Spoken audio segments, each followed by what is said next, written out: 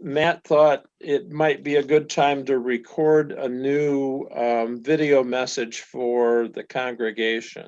I don't know if anyone in this room has had the vaccine yet.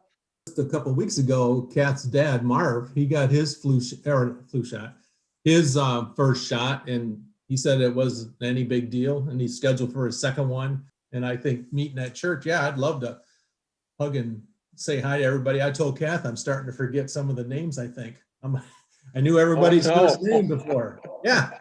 Well, I got the vaccine this past Saturday at the Sparrow drive-through clinic, formerly the Sears Auto Center, where I used to get my oil changed.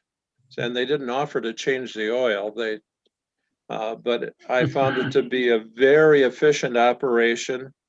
35 minutes from the time I arrived until I was pulling out of the parking lot. That includes 15 minutes of wait time after you've had the vaccination. They were very well staffed. You pulled out into a little parking area after you got the vaccine, and there were several RNs in that area who'd come and knock on your window, talk, you feeling okay? If you're not, honk your horn, let us know. I get my second shot next Wednesday. I got the first one, and same thing as Jim. I mean, I didn't have any problems at all. I went out to MSU Pavilion.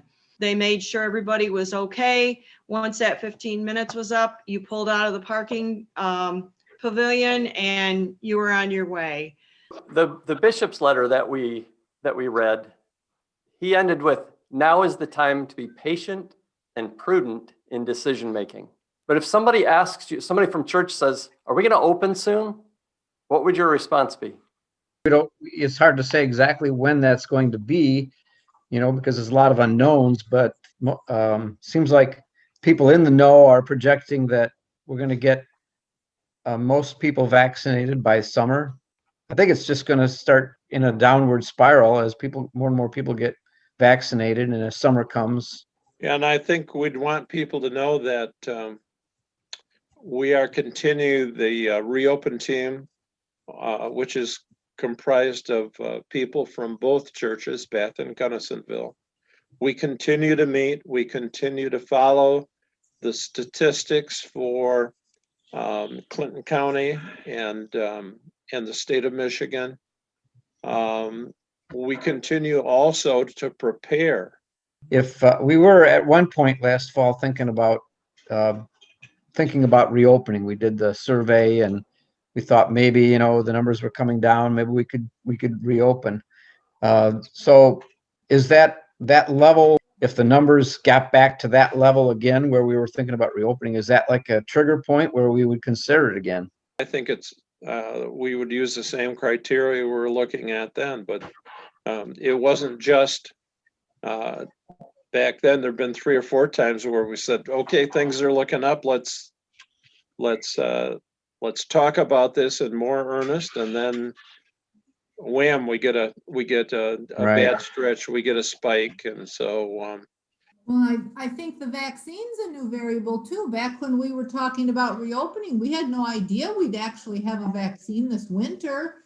That was fall, and so that's a positive variable, I guess, that we didn't have back then. A lot of people that I work with, their churches open back up.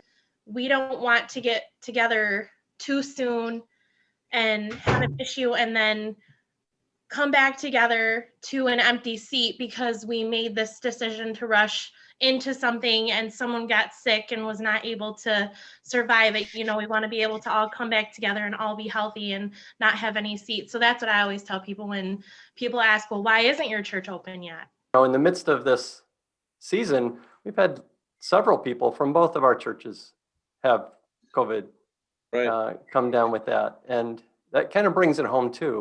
thanks, All right. everybody. God bless you all. Thank you very much. Adios. Bye-bye. Bye. Bye-bye.